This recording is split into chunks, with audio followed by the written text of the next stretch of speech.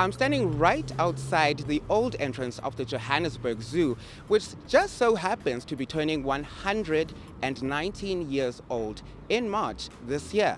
Now that's a very long time. In order to understand all the changes that have transpired over this period, we spoke to Animal Wellness Manager, Mr. Beat Maleva.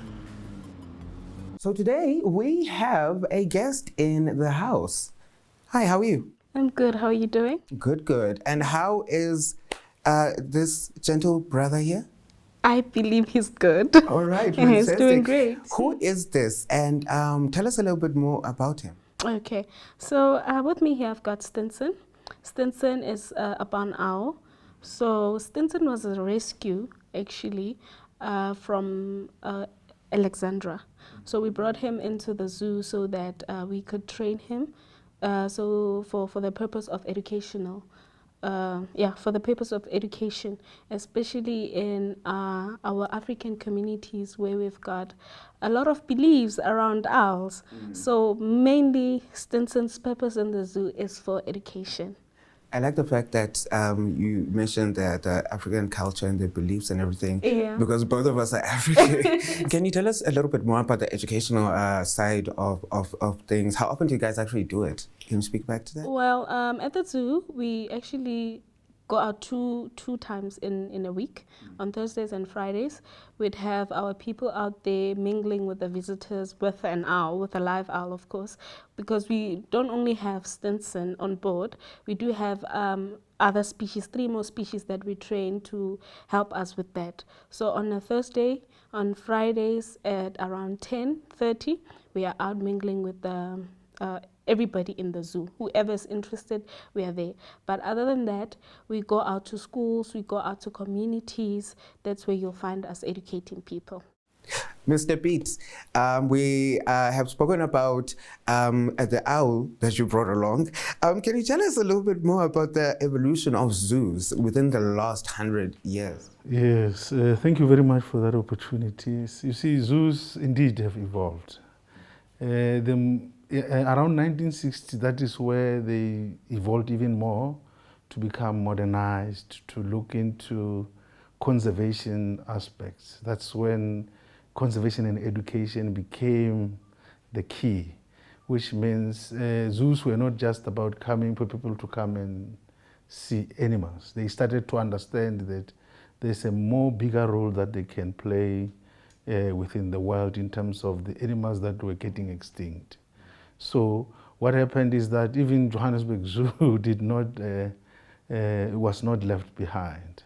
It also started to look at expanding the enclosures, whereby you find that the lions used to be in a small area where people just come and see. Now they put them in a bigger area where they can be able to walk around and be able to be free. Then they introduce issues of enrichment, behavioral enrichment. What happens is that you need to then start to mimic the environment where the animal is coming from. But those becomes the logistics in terms of the management. So it's very well thought out, actually, as in the ecology of it all and mapping out of everything. Yes, what you do is you create balance. You create a situation where now animals are not just there. They are there, they are free. Most of animals that are around, they were saved because of zoos. Like the scimitar horned oryx that existed, they were extinct in the wild. They were bred in the zoo and reintroduced back into the wild. And there are organizations that are still, zoos that are still doing that to the extent. Now, when you see the scimitar horned oryx in the wild, you must thank the existence of the zoo. Can you tell us a little bit more about the educational aspects of the zoo and how that pertains to the greater environment and communities? Let me give you an example about Johannesburg Zoo. We have a department that focuses on education and conservation. That department goes out to schools and they invite schools into the zoo. Because we are very lucky, we have an artificial wetland. So we have programs that are linked to Water Week. What happens in that, because most of animals that we have, they also come from the wetland environment. like the Picas Gills projects that we have, like the wattle crane that we have, like the frogs that we have, other frogs.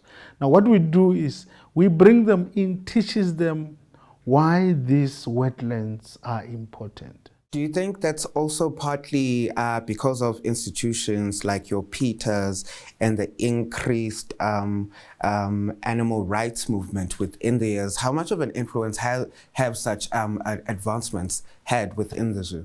You see, some animal rights group they don't believe in the zoos, partly because they have their own view in terms of what must happen. But they all hold their views. It is up to us as zoos to do good to the community so that we can demonstrate ourselves.